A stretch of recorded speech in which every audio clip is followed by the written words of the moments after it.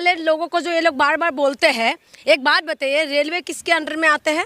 और दूसरी बात यह है कि सरकार के अंडर में आते हैं ना, उसका नियंत्रण कौन करेंगे? वो जो बार बार जो सरकार बुला रहे हैं लोगों को, हाँ, कुंभ आने के लिए जो न्योता दे रहे हैं, तो आप एक बात बताइए, श्रद्धालु तो जाएंगे, ठीक है, उनको कोई नहीं रोक सकते और ना रुकना चाहिए, ठीक है, लेकिन आप बताइए आप व्यवस्था कहाँ करे हैं? आपने बोला कि हमने बहुत अच्छा व्यवस्था कर रखा है, हमने सब कुछ हाईटेक कर रखा है, हमने अच्छा ट्रेन, स्पेशल ट्रेन चलाया है। अगर अच्छा स्पेशल ट्रेन चलाया है तो स्टेशन के अंदर जो भागदौड़ हुआ है उसका जिम्मेदारी क्यों नहीं ले रहे आप लोग? आपने जिस तरीके से बयान दिया है, और उसके बाद पहले की भी सरकार थे, पहले की सरकार ने भी तमाम जो हादसा होता था इस तरीके से तो इस्तीफा देते थे, लेकिन ये जो बीजेपी सरकार है, और खास करके जो रेल मंत्री है, रेल मंत्री नहीं है, ये रील मंत्री है, इनको रील बनाने से फुर्सत नहीं है। ये जनता की जान का कोई कीमत नहीं है। जनता को इन्होंने ऐसा कर लिया जैसे बस कुछ भी, यानी कि कोई कीमत ही नहीं है इन लोगों की, बस 10 लाख का मुआवजा का बता दिया, बस हो गया। आप खुद बताइए, जो जान है, जिसका किसी का माँ खत्म हो गए, किसी का बाप चले गए, किसी का हस्बैंड चले गए, किसी की वाइफ चले गए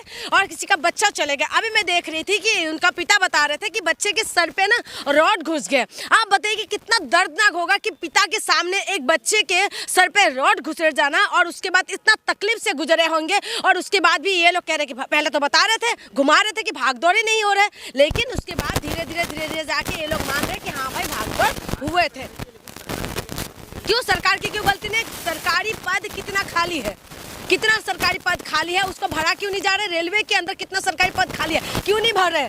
भरने का जिम्मेदारी किसकी है? वैकेंसी क्या जनता लेगी, वो करेंगे, फिल करेंगे?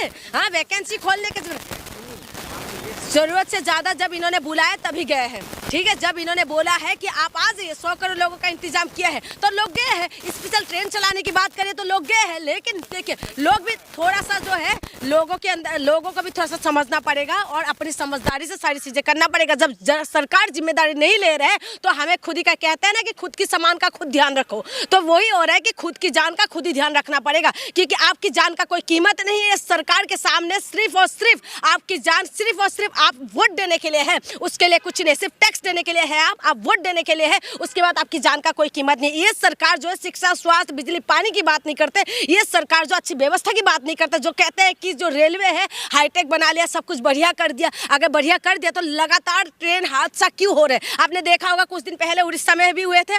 तमाम जो घटना बार बार सामने आते हैं, और उसके बाद जो हमारे जो मंत्री जी है वो बिल्कुल ही कोई जिम्मेदारी नहीं लेने की, तो मामला सुधर जाएगा। देखिए, इस्तीफा देने से ये होता है कि सरकार के ऊपर दबाव पड़ता है, सरकार, ये माना जाता है कि चलो सरकार ने अपनी जिम्मेदारी तो मान लिया। मणिपुर के अंदर क्यों इस्तीफा दे दिया?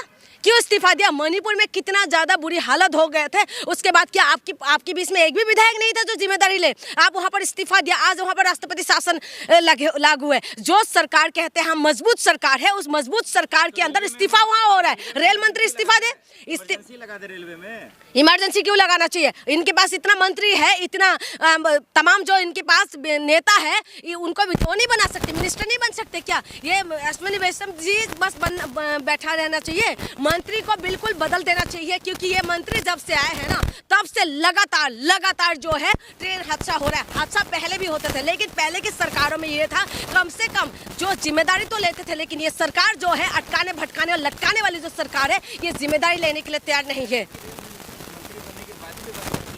कहाँ व्यवस्था चेंज हुआ है? क्या चेंज हुआ है? क्या रेल टाइम टू टाइम पहुंच रहे? आज भी ट्रेन में वही 5 घंटा, 3 घंटा, 2 घंटा, 4 घंटा, 10 घंटे का लेट चल रहा है अभी भी ट्रेन जहां पर बच्चों का पेपर देने के लिए अगर बच्चा सोचते कि कल हम लोग इतने बजे पहुंचना है, लेकिन पहुंच नहीं पाते। आप खुद बताइए, जो स्टेशन के अंदर रिजर्वेशन करके जो लोग बैठे हुए हैं, वो रिजर्वेशन सीट तक नहीं पहुंच पा रहे। किस तरीके से भेड़ बकरी के जैसे लोग ठुसा जा रहे हैं। अभी बिहार का एक वीडियो वायरल हो रहा था, आपने देखा होगा कि किस तरीके से बांस लेके पूरी तरीके से उसमें धकेल रहे हैं लोगों को। आप बताइए, अंदर बैठे हुए लोगों का क्या हालत होगा? कुछ तो लोगों को भी समझना पड़ेगा, लेकिन व्यवस्था को नियंत्रण कौन करेगा?